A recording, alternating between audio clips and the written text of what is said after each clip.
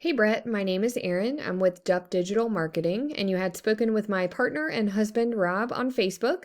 So, as promised, I'm shooting you this short video just to give you a few tips on how to help grow your business online. And I will keep this short, but if by the end of the video you can tell that that is certainly something that we specialize in, and that's something that you're interested in doing for your business, please reach out to us and we can chat. And if not, no worries. I hope you're able to take these tips I'll give you and put them into action. The only thing I do ask, if you don't mind, would just be to give me some feedback on this video and let me know if it was helpful. But the three things we'll be going over are going to be content, citations, and backlinks. So first up is going to be content, and that's anything you can see on your site here. It does include the words, but also the pictures and what your pictures are saved as. And Google wants to see about 1,500 words on the homepage of a website. But within those 1,500 words, that gives you all the opportunity to be able to integrate in keywords that people are searching for when they're looking for your services.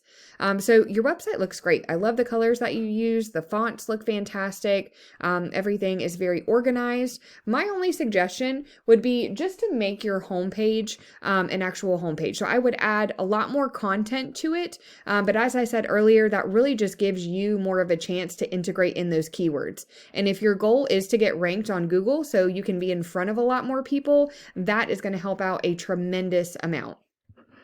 So next up is citations, and I just pulled up a quick search, and this is typically the first thing you'll see. This is called the map pack, and citations have a lot to do with that.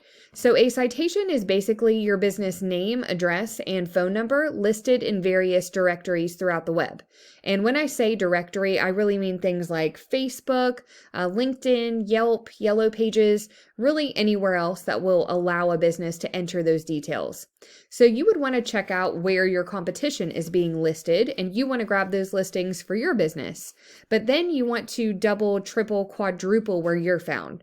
So for instance, if your top competitor has 10 directory listings, you want to grab those 10 and then you want to add another 20, 30, 40.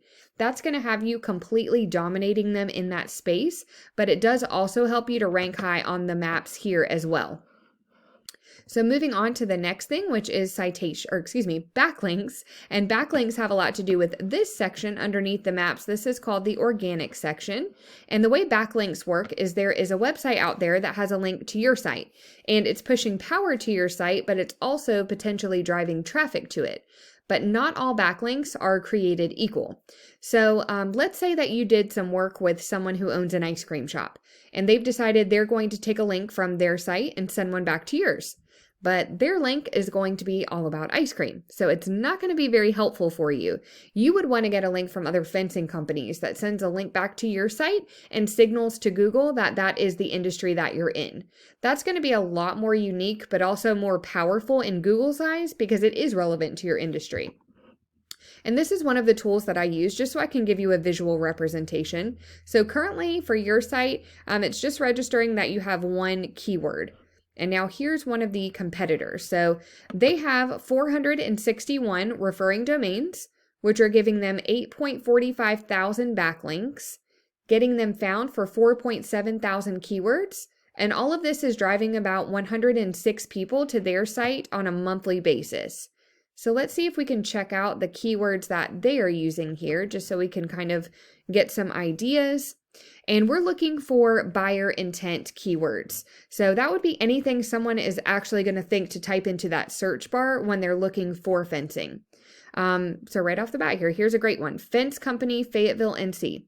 So this is a great one because it's listing that service or industry, but then it's also listing the specific location that this company is trying to target.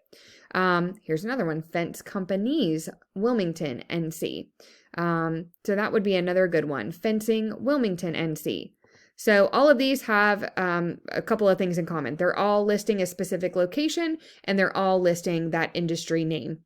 Now you can target multiple locations. That's completely fine, and it's just going to put you in front of more people. But of course, you want to only target the areas within your service area. That way, when someone finds you, they'll still be able to use you because you are close enough to them and you do service the area where they reside. So I'm certainly not going to bore you and have us go through all of these keywords, but I hope that at least kind of gives you an idea of the types of things you would want to integrate into that content on your site. And truly, in order to beat out your competition, you just want to make sure that you're being found in a lot of the same places they are. But then again, as we talked about earlier, always making sure that you're adding on to that as well. That way you're far surpassing your competitors, because that is the kind of thing that will get you on that first page of Google. But that's all that I have for you today, Brett. I do hope that this video was helpful. If you'd like to know more about Dup Digital Marketing and how we can help grow your business via your online presence, please do reach out to us. We would love to talk to you. But thanks again for your time. Thank you for your service, and you all have a fantastic rest of your week.